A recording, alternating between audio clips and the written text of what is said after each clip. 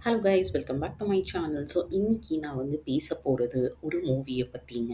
High நானா அப்படிங்கிற மாதிரி. ப்ளீஸ் இந்த மூவி நீங்கள் பார்க்கலன்னா இந்த வீடியோவை பார்த்தீங்கன்னா ஃபுல் ஆஃப் சர்ப்ரைசஸாக இருக்குங்க.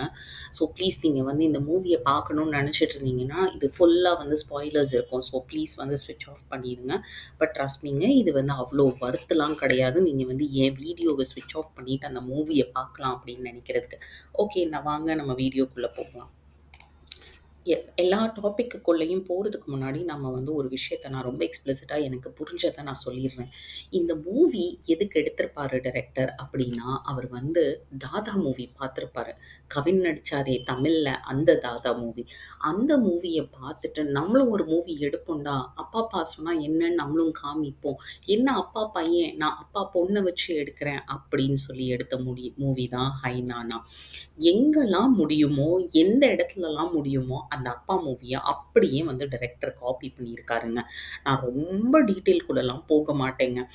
எனக்கு ரொம்ப புடிச்சிருந்ததுங்க. அந்த அப்பா மூவில அந்த லாஸ்ட் சீன்ல அந்த ஹீரோ, ஹீரோயின் அண்ட் அந்த குழந்தை வந்து படுத்திருப்பாங்க. கேமரா வந்து அப்படியே மேல ரோல் ஆகும். அது வந்து ரொம்ப பியூட்டிஃபுல்லா இருந்தது. அதே சீன, அதே போஸ இவங்க வந்து அப்படியே வந்து அ ஒரு இடத்துக்கு பார்ட்டிக்கு போற இடத்துல இவங்க குடிச்சிட்டு தூங்கிருவாங்க 2 பேரும். அம்மாவும், அப்பாவும். அதுக்கு நடுவுல குழந்தை வந்து படுத்து தூங்குற மாதிரி காமிப்பாங்க. ச்சோ! கடவுளே! அப்படின்ட்டு இருந்ததுங்க. ஏன்டா இப்படி கொடுமை பண்ற எங்களுக்கு? எனக்கு எவ்ளோ புடிச்சிருந்தது தெரியுமா அந்த சீன். கிடைச்சேன்னா கையில நீ அடிச்சுருவேன் உன்ன. அப்படிங்கிற அளவுக்கு எனக்கு வந்து அந்த சீன பார்த்து ஃபீல் ஆச்சுதுங்க. நம்ம டைரக்டர் எங்கெல்லாம் வந்து சர்ப்ரைஸ் வைக்க முடியுமோ, அப்படி அந்த இடத்துல எல்லாத்துலயுமே சர்ப்ரைஸ் வச்சிருக்காங்கங்க. ஸோ ஃபார் எக்ஸாம்பிள் இப்போ நீங்க பார்த்தீங்கன்னா, இதில செம்ம காமெடி எனக்கு 2 சர்ப்ரைஸ் தாங்க தோணுச்சுது. ஒண்ணு வந்து ஃபர்ஸ்ட் வந்து ஃப்ளாஷ்பேக் சொல்ற பிளேஸு. ஸோ அப்பாவும் பொண்ணும் வந்து வாழ்ந்துகிட்டு இருப்பாங்க. எப்பவுமே அந்த பொண்ணு எப்பவுமே நான் அம்மாவ ரொம்ப மிஸ் பண்றேன், அம்மாவ ரொம்ப மிஸ் பண்றேன் அப்படின்னு கேட்டுக்கிட்டே இருக்கும். ஸோ திடீர்னு ஒரு நாள் பார்த்தா இந்த பொண்ணு வந்து மிருணுல் டாக்கூர் கூட ஒரு கேஃபேல உட்காந்துக்கிட்டு இருக்குது. என்னடா இவன் ஏன் மிருணுல் டாக்கூர பார்த்தோனே ஷாக் ஆகுறான் அப்படின்னு நினைச்சீங்கன்னா, அங்கருந்து ஃப்ளாஷ்பேக் ஒண்ணு ஆரம்பிக்கும். ஃப்ளாஷ்பேக் வந்து போய்க்கிட்டே இருக்கும். இவன் வந்து ஒரு ஃப்ளாஷ்பேக் சொல்லுவான். அந்த பொண்ணு சொல்லும், "நீ எனக்கு ப்ராமிஸ் பண்ணல, நீ சொல்லு அம்மாவ பத்தி" அப்படின்ட்டு. ஸோ அந்த பொண்ணுக்காக ஒரு ஸ்டோரி சொல்லிக்கிட்டே இருப்பான், சொல்லிக்கிட்டே இருப்பான். ஓகேவா? ஒரு எண்டுல அந்த ஸ்டோரி வந்து ஆக்சிடென்ட் ஆகுற மாதிரி சொல்லி முடிச்சுருவான். அதுக்கப்புறம் என்ன ஆகும்னா, அந்த பொண்ணு அவன்கிட்ட கேட்கும். லைக் என்ன சொல்றது? அந்த பொண்ணு போனதுக்கப்புறம் ஆக்சிடென்ட் ஆச்சுதுன்னு சொன்னீங்களே, ஆக்சிடென்ட்ல அவங்க என்ன ஆச்சு? அதனால இவன் என்ன சொல்லிருவான் டக்குன்ட்டு, ஆக்சிடென்ட்ல அவங்க இறந்து போனாங்க அப்படின்ட்டு. இந்த ஃப்ளாஷ்பேக் வந்து அப்படியே திரும்ப கன்டின்யூ ஆகுங்க. அத விட 3 என்ன சொல்றது? இவன் வீட்டுக்கு வருவான். வந்ததுக்கப்புறம் யோசிப்பான். அது திரும்ப அப்பதான் தெரியும் அவன் ஒய்ஃப் சாகல. அதுக்கு வந்து ஞாபக மறதி ஆயிருச்சு. கரெக்ட்டா இவன் இருந்த ஃபேஸ் மட்டும் அவனுக்கு மறந்து போச்சு அப்படிங்கிற மாதிரி. ஏன்டா அரைச்சமாவே அரைக்கிற? இதெல்லாம் எத்தனையோ தடவ பார்த்தாச்சு அப்படின்னு தோணுச்சுதுங்க அத பார்த்த உடனே.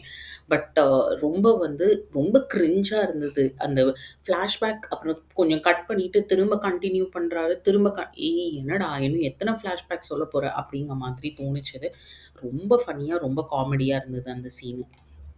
மிருணுல வந்து நம்ம ஹர்ட் பண்ணிறக்கூடாது அப்படிங்கிறதுக்காக இவரு ஃப்ளாஷ்பேக் சொல்லும்போது, அந்த கேரக்டர்ல இருந்த தங்கச்சிய தம்பியா மாத்திருப்பாருங்க. அது இன்னும் ஒரு பெரிய கொடுமங்க அந்த ஃப்ளாஷ்பேக்ல. இன்னும் நமக்கு டைரக்டர் வந்து சர்ப்ரைஸ் வைக்கிறேங்க பேர்ல, ஸ்டார்ட்டிங்ல இருந்தே ஜெயராம் வந்து த்ரூ அவுட் த மூவி வந்து இந்த பொண்ணு இவரோட தான் இருப்பாங்க. ஓகேவா? அதாவது இவரு கூடயும் அந்த பொண்ணு கூடயும் தான் இருப்பாரு. ஸோ நான் என்ன நெனச்சுட்டு இருந்தேன்னா, ஸ்டார்ட்டிங்ல இருந்தே okay maybe his father. But ஆனா அப்பான்ட்டு அட்ரெஸ் பண்ண மாட்டான். அந்த ரிலேஷன்ஷிப்பே ரொம்ப டிஃப்ரெண்ட்டா இருக்கும். என்னடா பண்றீங்க நீங்க? அப்படிங்கிறதே புரியல. ஆஃபீஸ் போறீங்களா? பிசினஸ் வச்சிருக்கீங்களா? என்னடா பண்றீங்க நீங்க? அப்படிங்கிறதே எனக்கு புரியல. ஸோ அந்த மாதிரி ஒரு இதுல வந்து கடைசியில நீங்க பார்த்தீங்கன்னா, அது வந்து மிருணுல் டாக்கூரோட அப்பாவா இருப்பாருங்க. ஷோ அப்டின்ட்டு இருக்கும். அந்த குடும்பம்லாம் பரவால்ல. மிருணுல் டாக்கூருக்கு வந்து ஆல்மோஸ்ட் மேரேஜ் ஃபிக்ஸ் ஆயிரும். மேரேஜ் பண்ண போவாங்க. ஸோ அந்த பையன் Angad he is a surgeon. Okay. So அந்த டைம்ல இவங்க பொண்ணுக்கு எண்டுல ஒரு சர்ஜரி பண்ற மாதிரி ஒரு சிச்சுவேஷன். எண்டுல இல்ல த்ரூ அவுட் த மூவி வந்து அவங்களுக்கு ஒரு ஹெல்த் ப்ராப்ளம் இருக்கும். ஸோ வந்து அந்த சர்ஜரி பண்ற மாதிரி ஒரு சிச்சுவேஷன் வரும் எண்டுல.